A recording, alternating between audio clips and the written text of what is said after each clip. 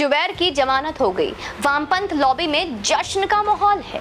Facebook से लेकर वामपंथी लॉबी की वेबसाइटें भारत में न्यायिक व्यवस्था से पुनः रीस्टोर होने की बात कर रही है।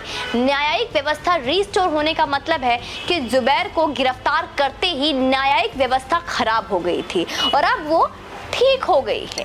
मतलब कानून से अपराध हो गया, कानून से अपराध हो गया, अब उसको ठीक करना है। वैसे पीएफआई के इंडिया बनाओ इस्लामिस्तान प्रोजेक्ट में एक फाइंडिंग ये भी था दोस्तों कि वो अपने मीडिया माउथ के रूप में सिर्फ 3 चैनल को ही यूज करेंगे जिनमें नाम पब्लिक डोमेन में है।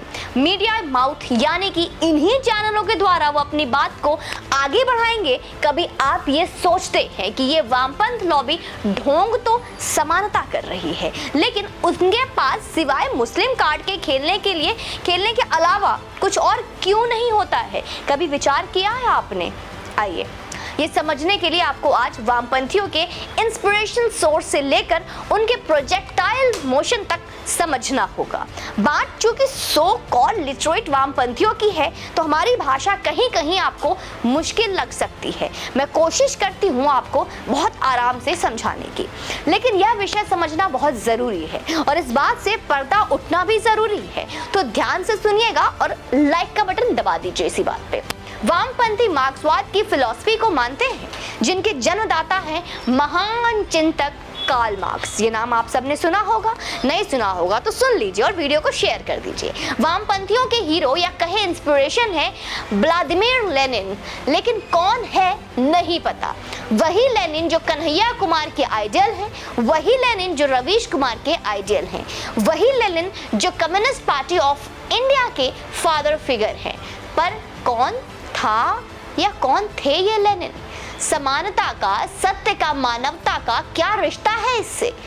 बताते हैं, रुक जाइए, बताते हैं। आज रूस के राजा निकोलस द्वितीय और उनके परिवार की हत्या को 100 से ज्यादा वर्ष हो गए। निकोलस द्वितीय सपरिवार कम्युनिस्टों की कैद में थे। इतना ही नहीं, कम्युनिस्ट नहीं चाहते थे कि राजा के लोग उन्हें कैद से निकालकर फिर से राजगद्दी सौंप दें। इसलिए कम्युनिस्ट नेता लेनिन और याकोब स्वेडलर ने राजा निकोलस द्वितीय और उसके परिवार को जान से मरवाने का निर्णय किया। याकोब यूरोस्की की देखरेख में राजा को इपाटिव हाउस में बंदी बनाया गया था। इपाटिव हाउस जानते हैं क्या है? चलिए बताती हूँ। इपाटिव हाउस का अर्थ है विशेष कार्य के लिए बना घर। इस घर को बाहर से लकड़ियों से ढक दिया गया था और 100 से 200 लोग इसकी सुरक्षा में तैनात थे। ये उस समय हाउस अरेस्ट जैसा था। यूरोस्की का व्यवहार राजा एवं उनके परिवार के प्रति बेहद घृणास्पद एवं क्रूर था। जैसे ही यूरोस्की को लेनिन का आदेश मिला, 17 जुलाई 1918 को वो राजा को सपरिवार बेसमेंट में ले गया। ये बहुत ही महत्वपूर्ण बात बता रही हूँ दोस्तों, जरा ध्यान से सुनिएगा। अब जो आपको बताऊंगी उसे सुनकर आपकी रूह कांपने वाली है। आप जानते हैं कि राजा के परिवार में रानी के अलावा कौन कौन था? Any guess? जानते हो? नहीं जानते? बताती हूँ। राजा रानी के साथ उनकी 4 बेटियां और एक बेटा भी था। 4 बच्चे तो अल्पवयस्क ही थे, यानी कि 10 वर्ष से भी छोटे। इन सभी की बेरहमी से इन सबको गोली मारकर हत्या की गई। यूरोस्की के लोगों ने रानी और राजकुमारियों के शव के साथ अभद्रता करने के प्रयास तक किया। उनके शवों को ट्रक में भरकर ले जाया गया और किसी दलदली जगह दफन कर दिया गया। लेनिन ने और एक आदेश निकाला कि रानी की बहन एलिजाबेथ को भी मार दो। एलिजाबेथ रूस की रानी की बहन भी लगती थी तथा चाची सास भी थी। उनका विवाह निकोलस के चाचा से हुआ था। एलिजाबेथ ने पति के देहांत के बाद अपनी सारी संपत्ति गरीबों को दान कर दी थी। कम्युनिस्टों ने उन्हें उनके परिवार समेत एक बड़े गड्ढे में फेंक दिया और फिर उस गड्ढे में ग्रेनेड से धमाके किए। सबसे बड़ी बात, इन हत्याओं के बाद लेनिन ने रेडियो पर यह कहा कि आज मानवता की विजय हुई है।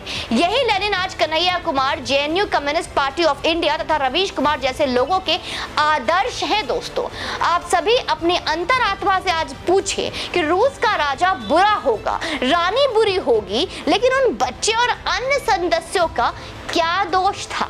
आज कम्युनिस्ट मानवता की बात करते नहीं थकते। बहुत कम लोग जानते होंगे कि लेनिन ने भारत को मुस्लिम राष्ट्र माना था और भारत से अपनी सहानुभूति जताई थी।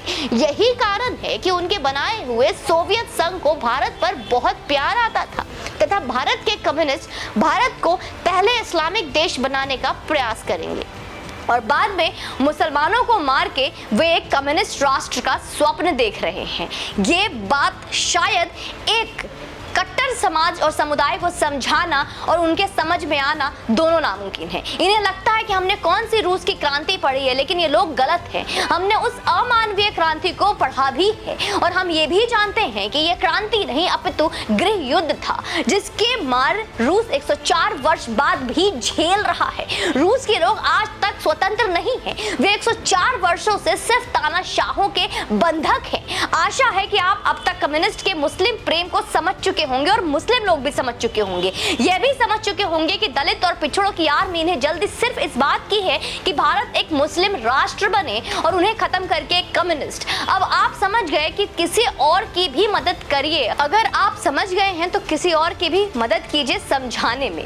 लाइक करिए, कमेंट करिए और सबसे जरूरी जो हमेशा इम्पॉर्टेंट है, अगर आप समझ गए तो आप 10 लोगों को समझाइए, वीडियो को शेयर कीजिए और आप कमेंट बॉक्स में आके मुझे अपना सुझाव दीजिए कि आप क्या चाहते हैं, किनका इतिहास जानना चाहते हैं, ऐसे किस पन्ने को पलटना चाहते हैं, जहाँ चाहते हैं कि आप हमारी टीम उस पर काम करें।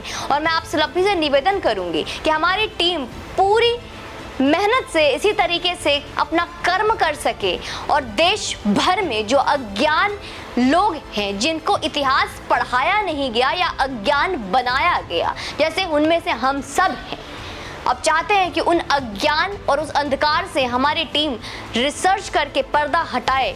तो I really want you guys to please help me and support me।